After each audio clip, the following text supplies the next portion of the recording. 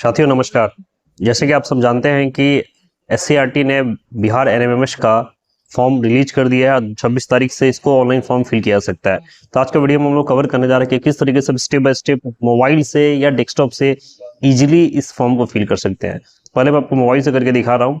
आप देख पा रहे होंगे वेबसाइट्स पे हमें जो सर्च करना वेबसाइट वो है एससीईआरटी बिहार। आप गूगल कर लीजिए, डायरेक्टली यूआरएल पे खोल सकते हैं जिसके ऊपर ही है।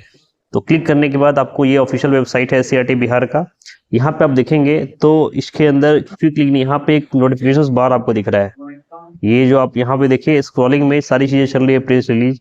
इसके अंदर जाने के बाद आपको यहाँ पे एनएमएमएस 2026 प्रेस रिलीज और यहीं पे एक लिंक है एनएमएमएस एग्जाम 2026 टू ऑनलाइन।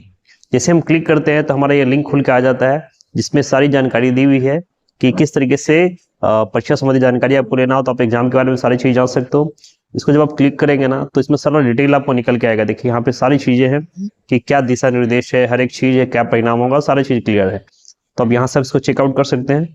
यहाँ पे आपके पास 3 ऑप्शन है, आप देख पा रहे होंगे कि विद्यालय पंजीकरण, स्टूडेंट्स रजिस्ट्रेशन और स्कूल लॉगिन। तो सबसे पहले हमारा जो काम है, ऑब्वियसली आपका स्कूल रजिस्टर्ड होगा तो हमें करना है स्टूडेंट्स का रजिस्ट्रेशन, छात्र का पंजीकरण। तो हम लोग यहाँ पे सीधे छात्र पंजीकरण पर क्लिक करेंगे। देखिए छात्र पंजीकरण पे क्लिक करने के बाद आप हिंदी इंग्लिश जो लैंग्वेज चूज करना चाहे चूज कर सकते हैं। तो अभी हिंदी मोड पे मैंने इसको रखा है।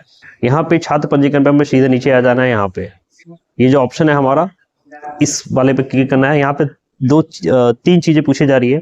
सबसे पहले जो आपका पूछा जा रहा है कि हमारा जिला, आप बच्चों का प्रखंड, आधार नंबर। तो सबसे पहले हमें अपने जिला चूज करना है, इसलिए अपना जिला चूज कर लेते हैं। सपोज करिए हमने अपना जिला ले लिया।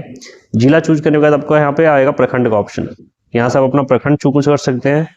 तो जो आपका प्रखंड हो आप प्रखंड चूज कर लेंगे। अब देखिए यहाँ पे 2 ऑप्शन है, आधार नंबर और स्टूडेंट्स आईडी। ठीक है, या तो आप बच्चों के आधार नंबर से या फिर स्टूडेंट आईडी से लॉगिन करके डायरेक्टली चेकआउट कर सकते हैं। तो हम यहाँ बच्चों का आधार नंबर प्रयोग करने वाले हैं, डाल लेते हैं। पे बच्चों का एक आधार नंबर नोट कर लिया।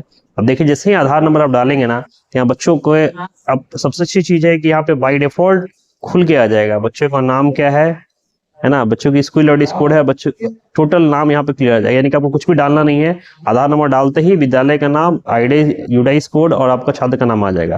अब यहाँ से एक ऑप्शन है कि आपका स्कूल है तो यहाँ पे क्लिक करिए, लॉगिन कर लीजिए।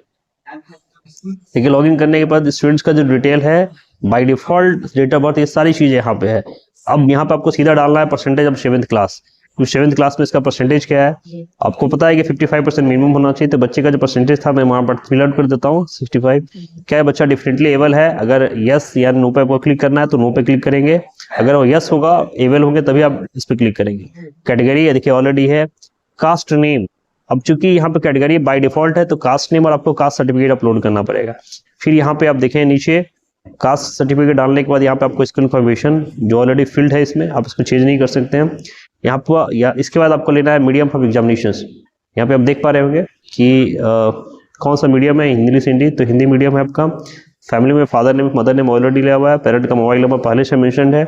आप इसमें ईमेल डालेंगे, यहाँ से आपको ईमेल डालना है। फिर इसका नंबर ऑफ ब्रदर्स, कितने भाई बहन है ये डालना है। नंबर ऑफ सिस्टर्स, कितने भाई बहन है ये डालना है। फिर यहाँ पे आपको इसकी एनुअल इनकम कितनी है ये डाल लेनी है।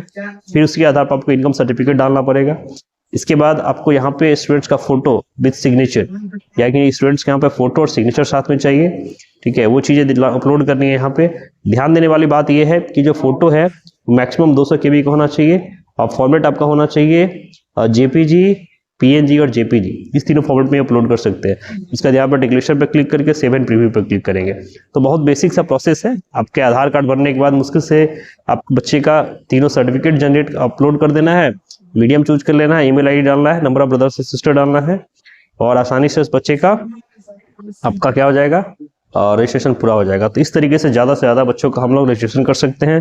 आशा करता हूँ आप लोग समझ गए होंगे कैसे रजिस्ट्रेशन करना है। तो ज्यादा से ज्यादा बच्चों का क्लास 8 में जो अपेयरिंग है उनका फॉर्म भरवाइए, ताकि वो एनएसपी पोर्टल पे हर साल 9, 10 से 11, 12 में 12 हज़ार लेके लाभान्वित हो, अगर वो इस एग्जाम को क्रैक कर लेते हैं।